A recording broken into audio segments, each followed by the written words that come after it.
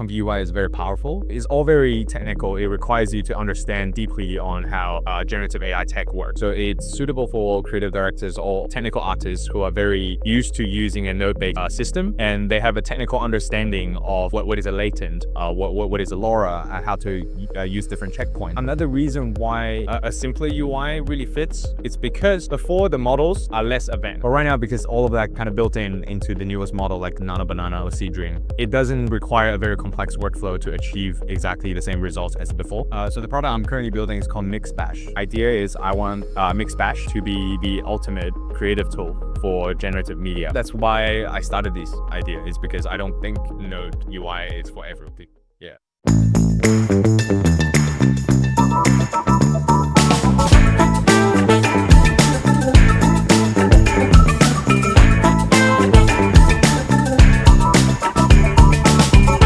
We talked about the past and the current, and we want to see what you're currently building. Yeah. Especially after you moving here. Yeah. In Tokyo. So maybe you can introduce from there. What are you building as your indie hacker, fellow entrepreneur? Yeah. So the product I'm currently building is called MixBash, mixbash.com. It is the UI layer for generative AI endpoints. So basically, I consolidated all the cloud endpoints for different AI models, and you can use them all on a single canvas UI.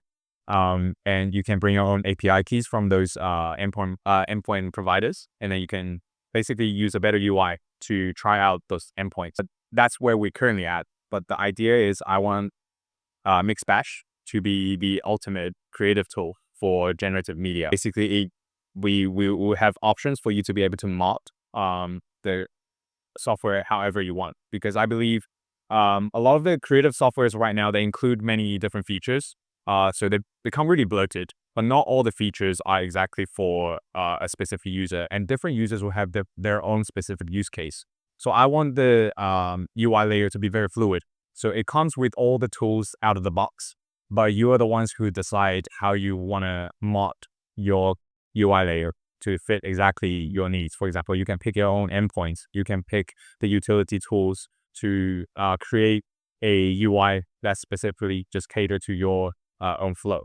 So that's the idea. It's like a very moddable, very fluid UI layer for all the Gen AI tech under the hood. Okay, sounds interesting. And in terms of you are doing this for creative people, like I know a tool called Comfy UI, right? UI, yeah. Is that something similar, or is it totally different? Or what do you think about the Comfy UI? What's the limit? And also talk about who are your customers and why they don't like to use our current tool sets like a Comfy UI, and is your product to stand out from the competition? Yeah. So right off the bat, Comfy UI is very powerful, and it is very technical. It's suitable for creative directors or technical artists who are very used to using a node-based system, and they have a technical understanding of what is a latent, what is a LoRa, how to use different checkpoints. So it's all very technical. It requires you to understand deeply on how generative AI tech works. So I would say that's not the target audience I'm trying to focus on right now. I'm trying to focus on the branding agency's creative director who needs a lot of generative assets for their new campaign for their clients. Or I'm focusing on designers who need to explore different visual directions with a less technical tool. So these are the user persona I'm trying to target right now. In terms of Comfy UI, another reason why right now a simpler UI really fits the creatives, it's because before the models are less advanced. For example, if you want to edit part of the image, you probably want to create a mask first, and you want to do the in paint or out paint. You want to give a lot of guidance as to where the image needs to be edited. But right now, because all of that are kind of built into the newest model like NanoBanana or Seedream, it doesn't require a very complex workflow to achieve exactly the same results as before. So it becomes easier for us to build a higher abstraction level, a layer that's simpler for less technical creative directors, creatives to use. So that's also like a reason why I'm building these. Yeah. Was that the whole question? Or Yeah, it's pretty good. But I just want to know, like, is that you already know like the amount of banana already exists because when you're building it, Yeah. probably it's not there yet. How you can tell that nowadays it's much better for your product because you have these new tools. Yeah. However, if I'm building something, I really want to build for the future. Yeah. How can you like tell that the future is going this route, and what brings you to build this way, and you think this is a better approach? Initially, no, I did not plan any of these. Initially, I just wanted to have a better UI for all the cloud endpoint providers because those platforms, they offer all the models at the market price, right? But they have terrible UX because they are built for developers to integrate. But they're actually great to try out the newest. But usually when new models released, is already on there automatically, like pretty fast. And on the other hand, you have many different like creative canvas layered, like intelligent canvas tools out there, like Flora, or was it Kiev, or like a bunch of different like node-based tools out there, like that's using infinite canvas. And those tools, to me, because I know the market price on like generation cost, their credits are more expensive. I'm okay with node-based system, but I just don't think that's how a lot of creatives' mental model works. So I think it's easier for them to use a simpler UI rather than figuring out how to plug the nodes in. But obviously, a lot of creatives are used to that kind of workflow, so those tools are built for them. So at the time, I just wanted to build a very good UX, good UI to connect to all the models out there, so it saves costs and you have a better experience trying out different models. So that's how it started. It's from my personal experience. But then when I talked to more people, showed my tool to more people, now release the tool, have more people use it. What I've realized is a lot of people are like, oh, this is great. But can I have my own version of it? That's where the insights came from, where I wanted to make it more moddable for different use workflow. Like maybe a lot of the creators, they probably don't know which model is the best for them. They probably don't know what kind of prompt is good. And also they don't need necessarily all the model choices. They don't need all the creative features out there. But they want their own version. That's a very specific. So that's when I started messing around with the idea of like a single feature app, which I created like 3 of them, like 2 3D generators and one sketch to architecture render tool. They're like single feature, but people pay for it. Like it's a very simple tool, but people pay for it because it does exactly what they needed to do. So that's when the idea really started to form, is that yes, I can offer you like a all-in-one creative tool out of the box. But I think if you want to simplify it or mod it in the way that fits your specific workflow, that would be better.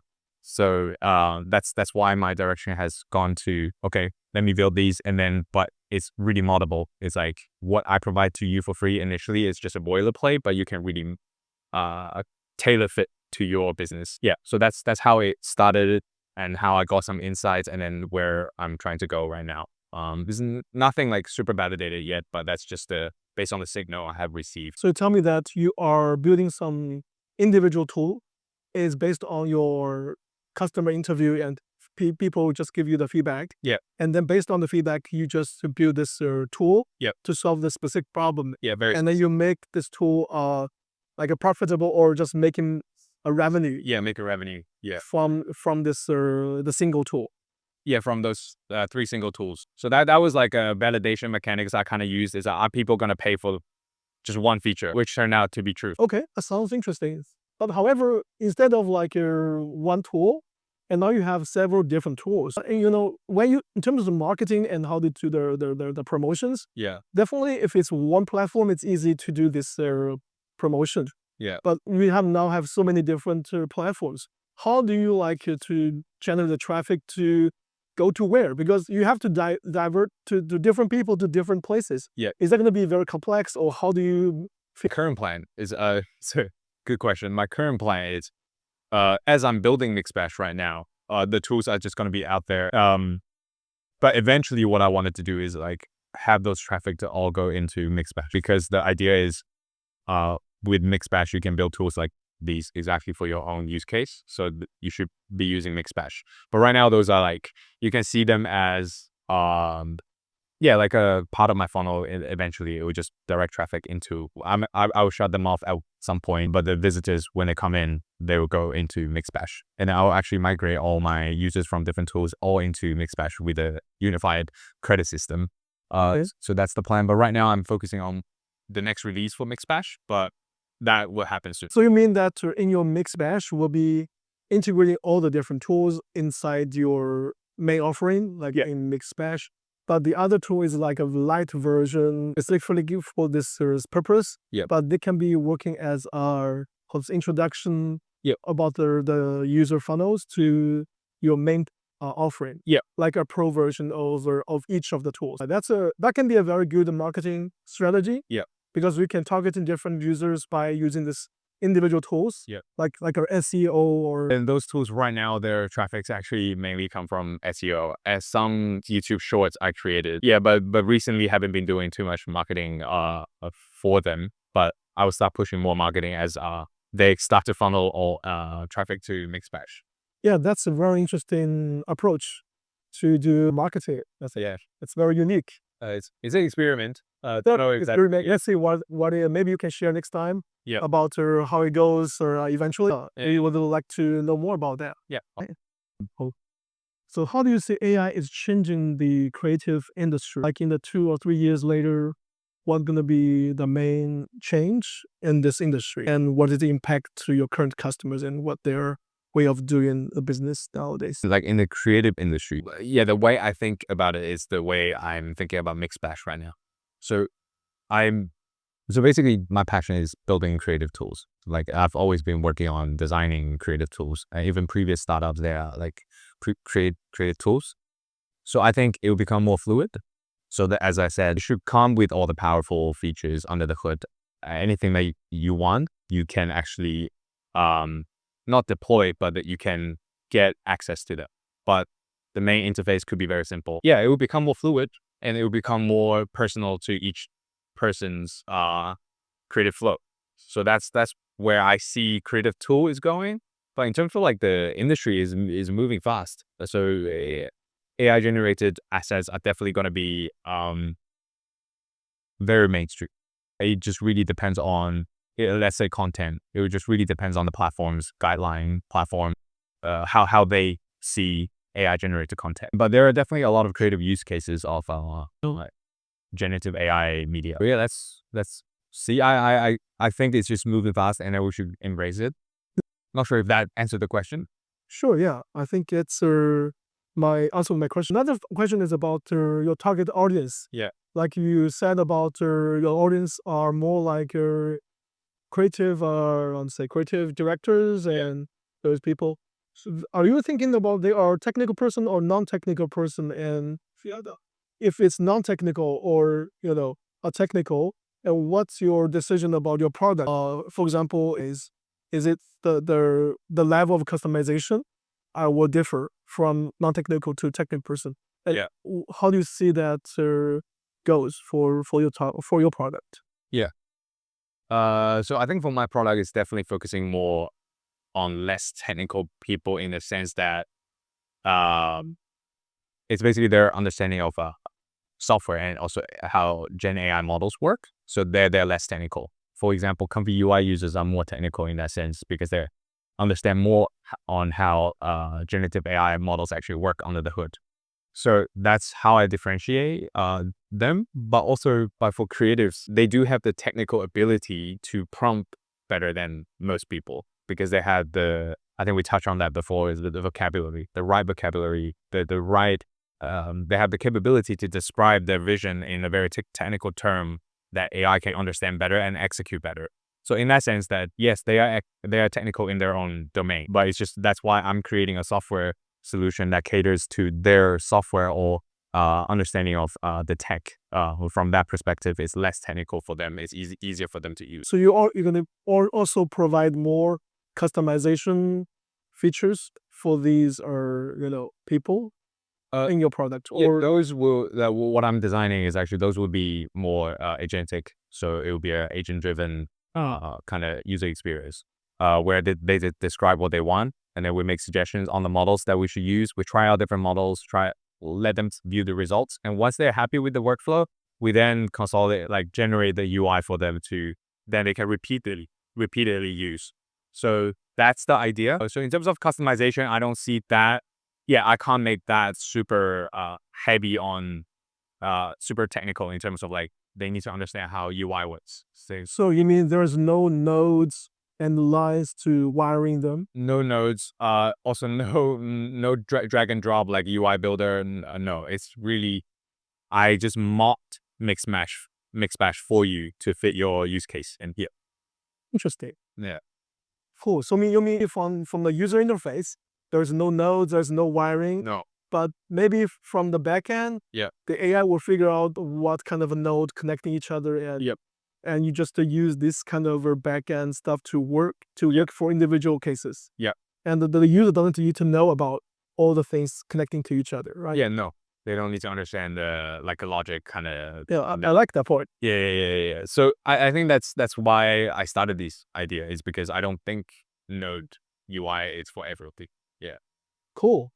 Yeah, that's a very good approach, I think, for specifically many users, even including maybe including me.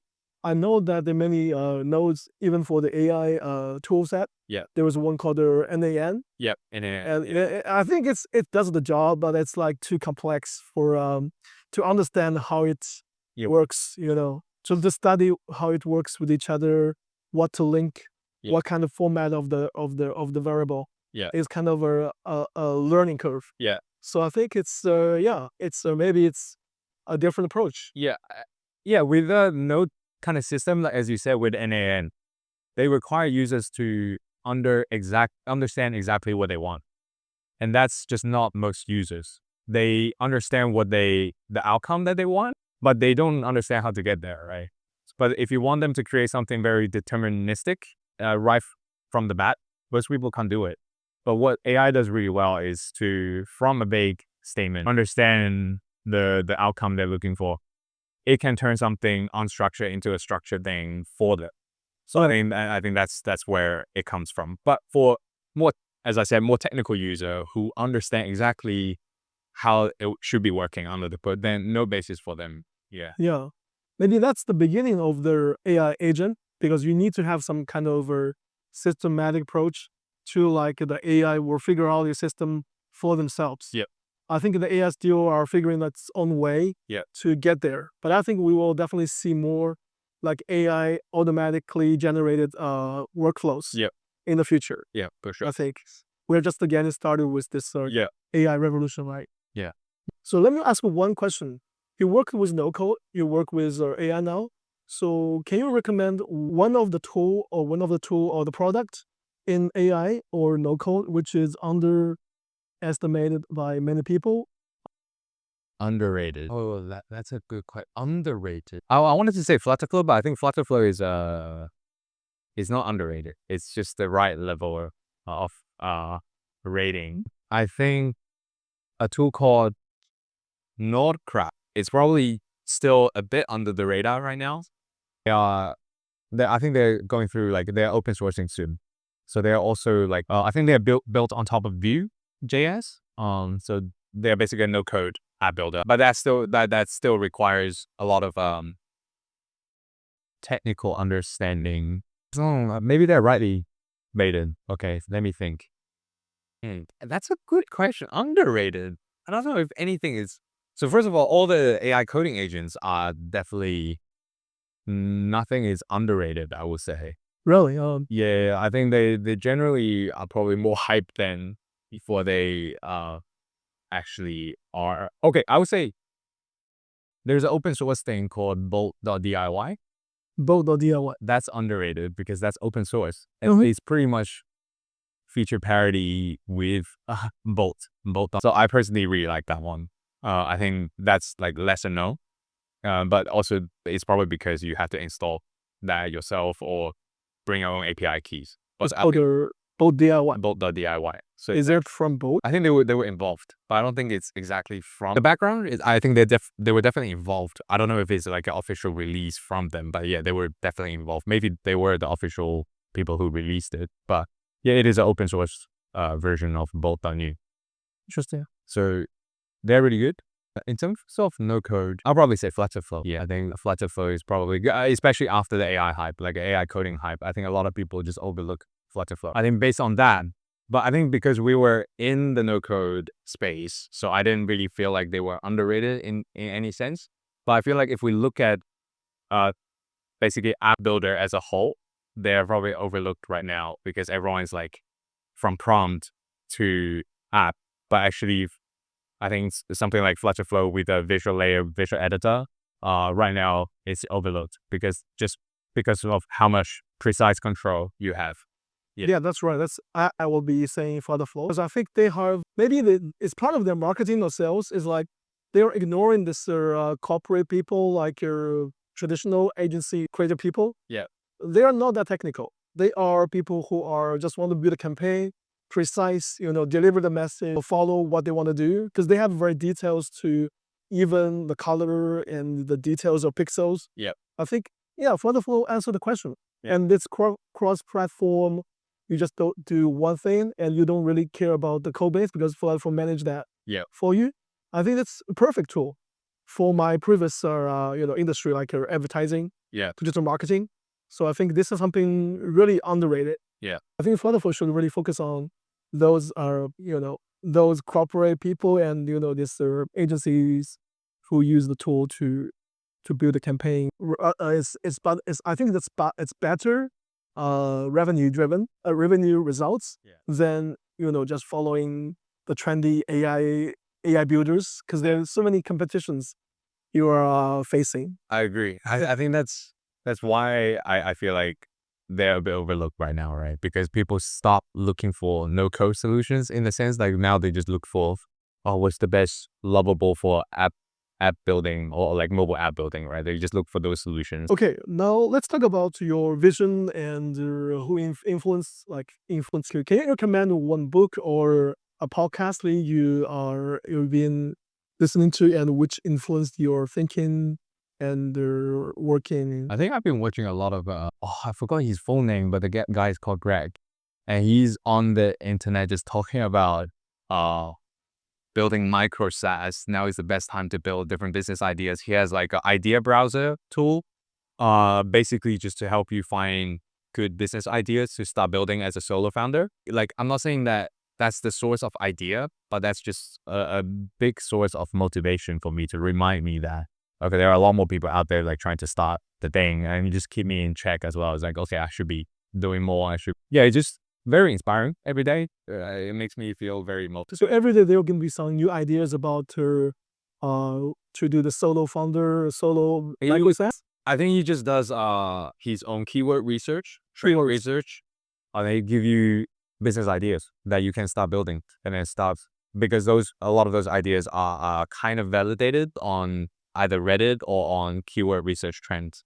So some of them are like not that sexy, but they are like something that people need right now. So I think it's a great channel. I think it's not really a podcast, it's on YouTube. Maybe he has a podcast, but I don't listen to podcasts. I just watch his long form video. So that's one channel that I watch a lot. Yeah, that's my recent inspiration. Cool. So in terms of the startup ideas, if you really want to have the idea and validate it, you can probably use some tool like to validate your startup. We already have build this new tool to validate your idea. So if you're interested, you can also go into the comments and see the link. It's called the Start Slab. So maybe you can try the tool as well. I will. You're gonna film my reaction later. Yeah. Like I will put that at the end of the video, like to be extended version. Just your the bloopers. So I'm very happy to talk there a lot with Jasper today about his background, his past, his now, and the future. So we will definitely meet again in the future and discuss more. And if you have any questions or comments, you can leave them below. And if you're interested, also please subscribe to the channel, which is supporting us, and we will be delivering more and more this kind of episodes in the future. Thank you. Thank you for having me.